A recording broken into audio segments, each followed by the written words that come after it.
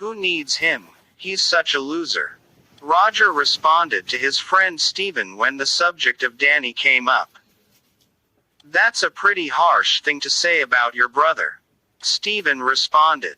Roger knew it was harsh. He thought back when he and Danny were kids. Danny, the older by a year and a half, was always the guy who could fix anything. Oh, how Mom and Dad bragged on Danny when he fixed the washing machine or the lawnmower of unclogged drain in the kitchen. At first, Roger tried to learn to do what Danny did, but it never worked out.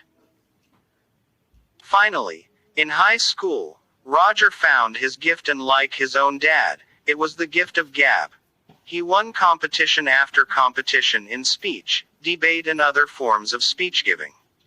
He seemed to have a natural ability to talk to people, give speeches, or just get people to see things his way or rally to his cause. It served him well as he moved into a sales career, whereas Danny built a very successful auto mechanics business around his skill. But sadly, for all the success the brothers had, their dislike of each other kept them apart.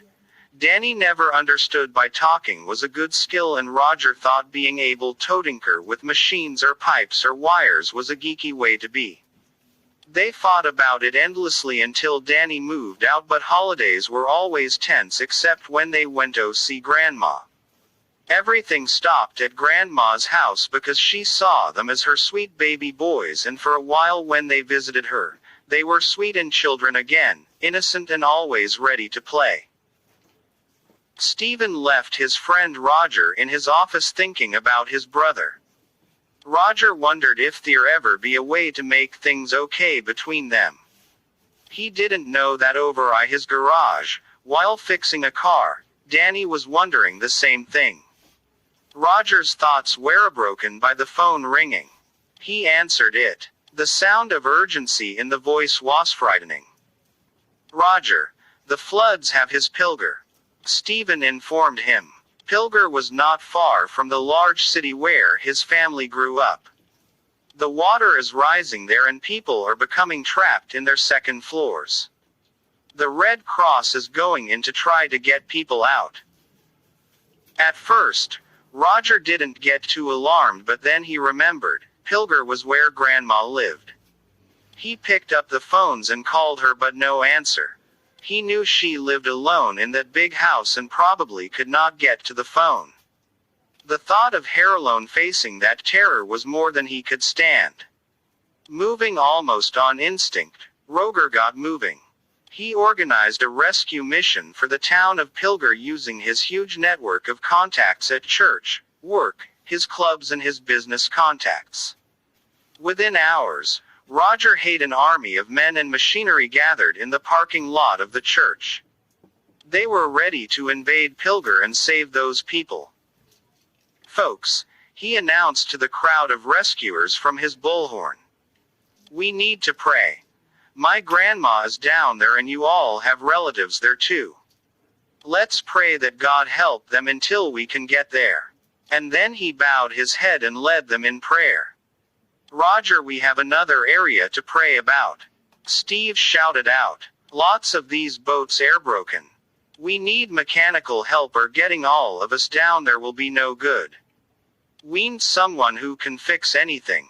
Roger felt his face go hot with emotion because it was like God was telling him, get Danny. He had no time to wallow in self-pity or resentment at Danny. He picked up his cell phone and called his brother's number. All he had to say to Danny was, Danny, it's Roger, Grandma's in danger. Get down here. And he knew Danny would fly to the scene. And that is what happened. Danny brought his tools and workers, and in no time, they had the machines in tip-top shape. Side by side, the brothers loaded the boats and together they got to Pilger and got every citizen out. As the brothers sat side by side on the boat heading to Grandma's house, they both suddenly knew why they were so different. Danny knew that he could have never gotten sick a huge response and organized the rescue so beautifully. And Roger knew that Danny's gift for fixing things was crucial to their success. As they got Grandma into the boat, she hugged them both and kissed them, and then she said what they both were thinking. God has given each of you boys a wonderful spiritual gift. Working together you are a powerful tool for Him. They knew it was right because that is how God blesses the church. By giving everyone unique and wonderful gifts, we all can work together to do what God has for us to do. Separate we are incomplete, but together we are powerful tools for God to use for good.